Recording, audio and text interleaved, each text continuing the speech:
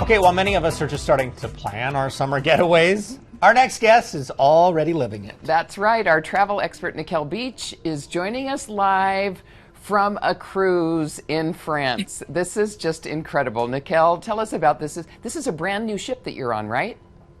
Yes, it's so exciting. I'm on a brand new ship with Vedanta Elegant. It's a mega yacht. So if you're like me and you don't quite have your personal yacht, this is the closest thing. It feels like a yacht. We are in the epicenter of yachting in France, the French Riviera, for the film festival is actually started. So it's a really awesome time.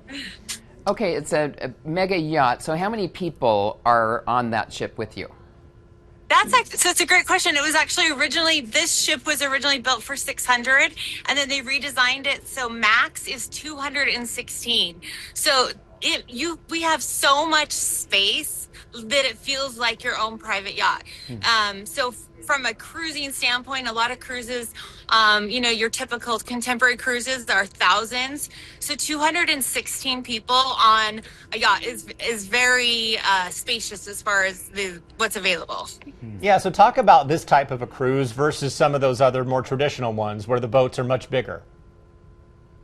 I didn't hear what he said. Wait, say that again? Well, give a comparison of this type of cruise with another more typical cruise on a much bigger boat.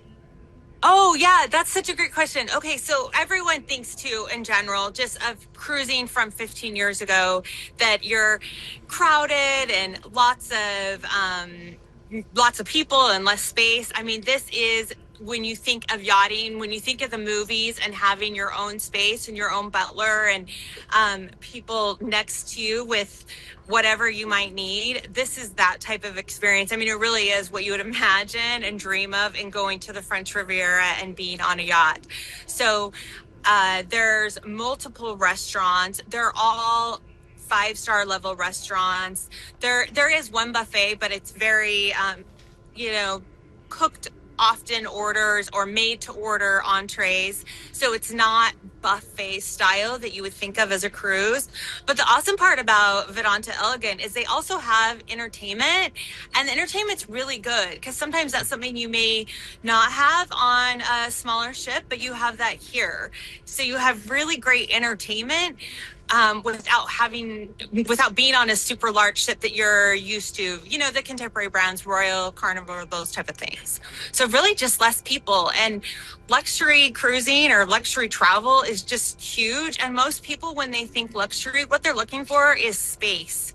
They don't want to feel crowded. They don't want to feel rushed. So something I've loved of being here these last few days is they're overnight ports. So either long in the port, 10, 11 o'clock. For us, we're staying here overnight.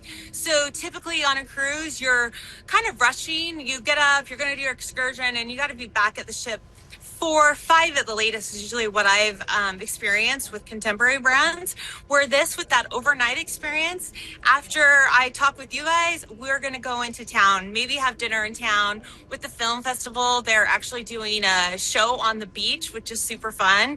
But that's something you could never do with a contemporary brand. You're generally leaving 4 or 5 o'clock, where it's so fun to experience, the destinations longer. You don't feel rushed. It's more of a relaxed experience. So where are the destinations? Where are your stops? And is that the only route that ship has? So this is the 4th sailing they've ever done. It's probably the first with a full, I think there's 190 people maybe on the ship right now. And again, we walk around and it feels like nobody's here and we have the place to ourselves. So we started in, it's Tarragona, which is just south of Barcelona. We've done St. Tropez. We're here in Cannes, and then we're going to Monaco, and then ending in Nice. Wow. So, but this brand has the coolest itineraries. Portugal, small destinations that a lot of the big ships don't go to. So I saw the Portugal and going down into the Azores looked really cool. Gibraltar, kind of those areas that it's not your typical itineraries, but also lots in Greece.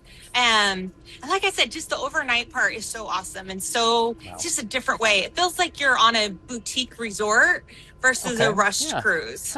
All right, Nickell, thank you for talking to us. I'm glad we're able to talk to you from the south of France. That's a pretty awesome interview we've been able to do with you. Appreciate it. Beautiful. Yeah, okay. It's so fun. It's an upgrade from our virtual background. Beautiful. All right, appreciate it, Nickell. Have a good one. And remember, you can watch ARC Salt Lake segments anytime on your phone, tablet, or TV, or check out highlights of our newscasts on the ARC Salt Lake YouTube page. Scan that QR code right there on your screen.